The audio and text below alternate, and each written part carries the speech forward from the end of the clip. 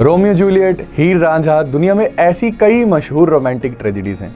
पर क्या आपको मालूम है हमारे हिमाचल की फोक स्टोरीज में भी बहुत सारा रोमांस, ड्रामा, ट्रेजेडी यानी रोमांटिक ट्रेजेडी की कहानियां हैं। उन्हीं में से एक है रांझू और फुलमू की कहानी, जो हिमाचल के चंबा की कहानी है। उसी के बारे में आज हम बात करेंगे। चंबा में एक जमींदार हुआ करता था, उसके पास बहुत सारी बकरियां हुआ करती थी। उन्हीं बकरियों को संभालने के लिए उसके पास एक गडरिया भी हुआ करता था।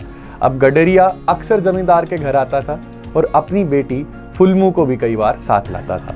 वहां पे जमींदार का भी एक बच्चा था जिसका नाम था रांझू। दोनों हम उम्र थे, दोनों के बीच में खेल खेल में मोहब्बत कब हो गई किसी को भी इस बात का पता नहीं चला।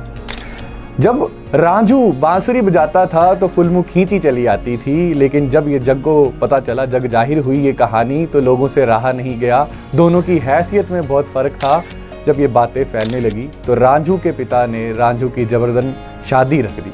जब ये बात फुलमू को पता चलती है तो फुलमू से रहा नहीं जाता है, वो जहर खा लेती है। एक तरफ रांझू की बारात जा रही होती है, दूसरी तरफ फुलमू की अर्थी उठ रही होती है, जा रही होती है। जब रांझू रास्ते में ये देखता है तो वो अपनी पालकी से उतरता है और कहता है कि मुझे दहन करने दीजिए, मुझे आग देने दीजिए। रांझू कहता है फुलमू के शव को। जब फुलमू का शव दहन हो रहा होता है तो बीच में रांझू भी उसमें कूद के मर जाता है। तो ये है पहाड़ी रोमांटिक ट्रेजेडी। शायद तभी कहते हैं इश्क सच्चा वही जिसको मिलती नहीं मंजिलें।